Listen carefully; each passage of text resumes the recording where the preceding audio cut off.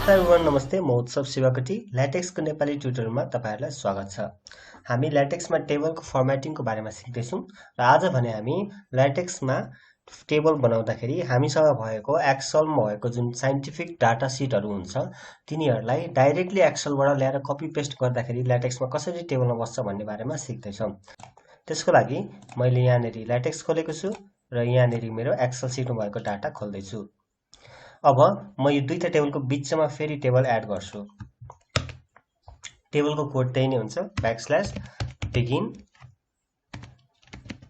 Table.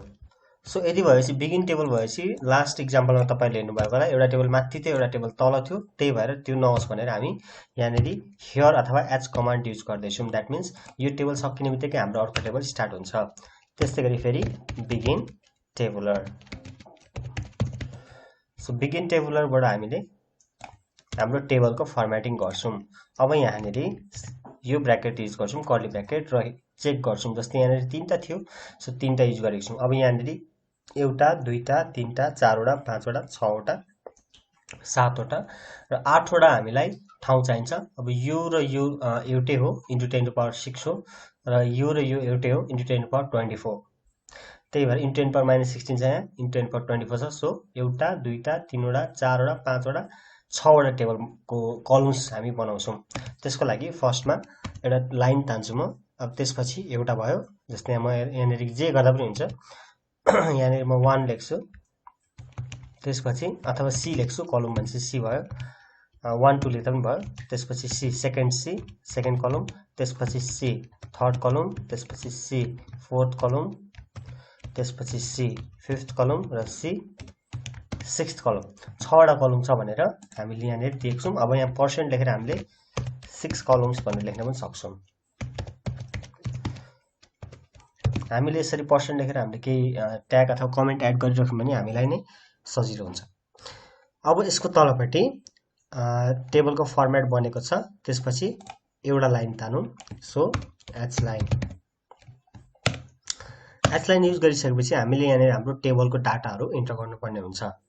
तर त्यो भन्दा अगाडि एउटा लाइन तानिसकेको छौं।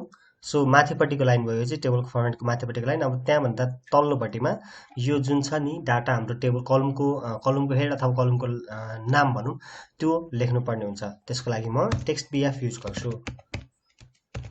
यो भनेको बोल्ड फन्ट हो अथवा अलिकति ठुलो हुन्छ यो चाहिँ, मतलब बोल्ड टाइपको।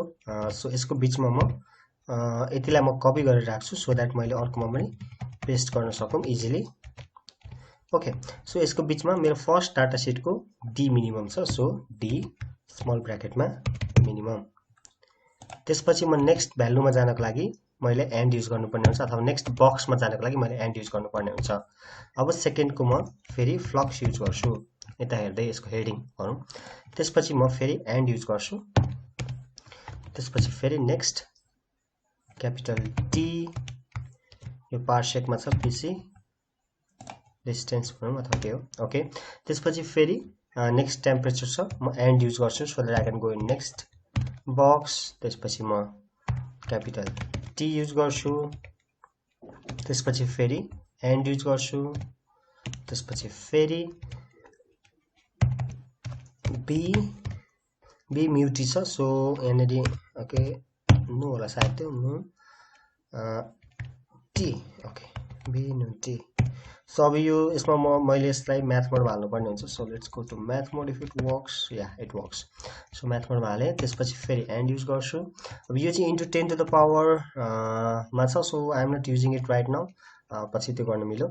त्यसपछि लास्टको 6 नम्बरको लागि म फेरि मास होला, डस्ट मास हो त्यो। So I will be using, तपाईको यो it could be yours anything, तपाईको पर्सनल रिसर्चको, यो पनि मेरो रिसर्चको डाटै हो। सो यसरी म कलम डिफाइन गर्छु र डबल ब्याकस्ल्यास दिन्छु सो दैट म नेक्स्ट लाइनमा जान सक्छु।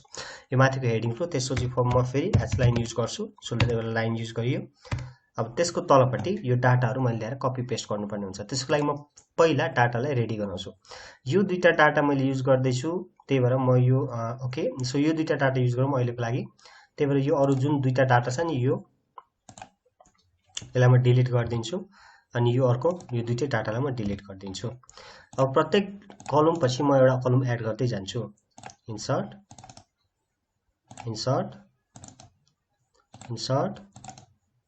इन्सर्ट ओके सबै कलम पछि ग्याप भयो। अब म यहाँनेरि चाहिँ एन्ड युज गर्छु। यो ट्याबबाट नेक्स्ट ट्याबमा जानको लागि एन्ड चाहिन्छ। यहाँ डबल क्लिक गरेपछि तलसम्म पुग्छ। त्यस्तै यहाँ पनि एन्ड युज गर्छु। डबल क्लिक एन्ड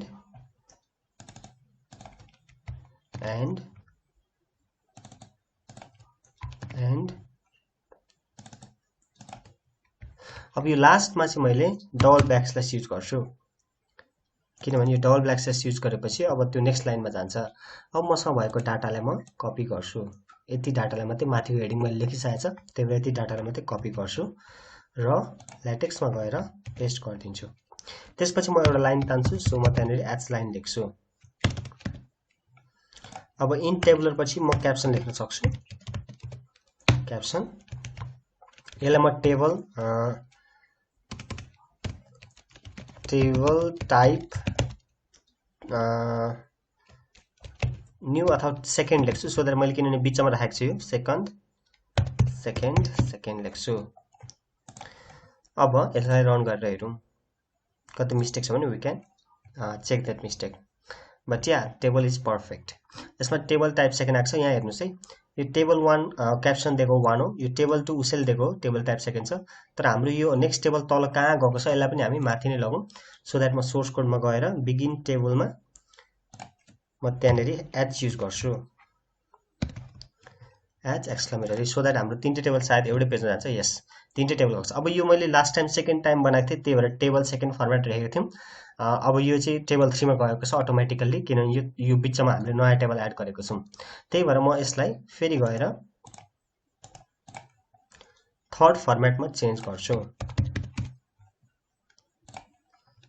यहाँबाट तपाईँले के पनि देख्नुभयो भने बिचमा कुनै नयाँ टेबल नयाँ फिगर्स हाल्यौँ भने त्यसको क्याप्सन अटोमेटिक जेनेरेट हुन्छ। क्याप्सन नम्बर जुन हुन्छ त्यो अटोमेटिक जेनेरेट हुन्छ। तपाईँले यहाँ टेबलमा डाटा देख्न सक्नुहुन्छ। अब यो टेबल जुन छ यसलाई हामी अझै मजाले एडिट गर्न सक्छौँ। जस्तै रिसर्च पेपरमा जेनरली हामी यस्तो कतै पेपर लेख्छौँ यस्तो गर्दैनौँ, यस्तो खालको हामी राख्दैनौँ।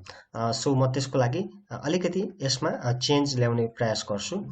That might be different according to your research. तपाईँले गरिरहेको रिसर्च अनुसार त्यो डिफ्रेन्ट हुनसक्छ है, तर म ट्राई गर्छु। Okay let's run it and see. Run गर्दै हेर्न सकिन्छ। यहाँ सायद यहाँ डबल एच लाइन हुनसक्छ, एच लाइन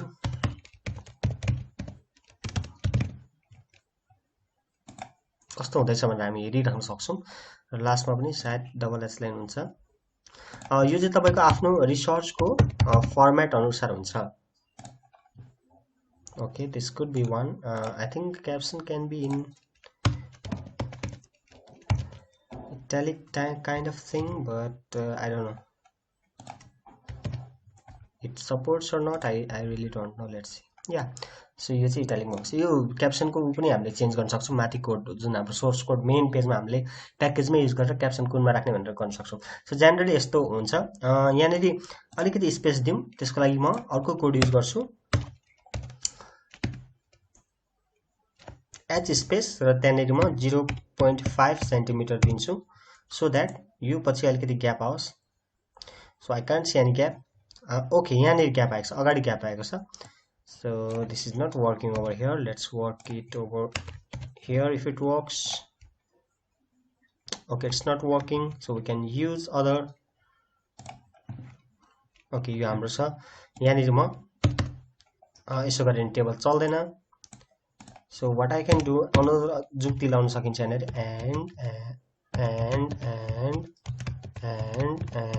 and छवटा भयो। we can try this। कतिवटा छ, एउटा एन्ड कतिवटा युज गर्नुपर्छ हामीले, एउटा एन्ड, दुईटा एन्ड, तीनटा एन्ड, चारवटा एन्ड, पाँचवटा एन्ड, पाँचवटा मात्रै युज गर्नुपर्छ। एउटा, दुईटा, तीनटा, चारवटा, पाँचवटा, छवटा एक्स्ट्रा छ यो। यसो गरौँ एन्ड लेट्स रन इट। एक लाइन तल गएको छ। यसरी अब रिक्वायर्ड नम्बर अफ लाइन हामीले युज नगरिकन यसलाई चाहिँ जुगाड पनि भन्छ। यसरी हामीले धेरैचोटि आफ्नो पेपर लेख्दाखेरि हामीले धेरैचोटि जुगाड पनि युज गर्नुपर्ने हुनसक्छ कोडिङमा चाहिँ। बट मेक स्योर यहाँनिर केही इरोर चाहिँ आएको नहोस्। अब त्यस्तै तपाईँले प्रत्येक यो पछि लाइन तान्न चाहनुहुन्छ भने तपाईँले चाहिँ नि एक्सलकै सिटमा यहाँनिर प्रत्येकमा चाहिँ कलम एड गर्दै यो सायद रो एड गर्दै एच स्पेस एउटा कोड मात्रै यहाँनिर राखिदिने जसमा चाहिँ एच लाइन लेखिदिनु, त्यो गर्नुभयो भने तपाईँको प्रत्येक यो पछि एउटा एउटा लाइन आउँदै जान्छ। सो दिस इज हाउ हामीले एउटा यो एक्सेल सिटमा भएको डाटा अथवा आफ्नो साइन्टिफिक डाटा जुन हुन्छ त्यसलाई एक्सेल सिटमा एडिट गरेर सजिलै एक्सेल सिटबाट कपी पेस्ट गर्दाखेरि ल्याटेक्समा टेबल बनाउन सक्छौँ। Thank you.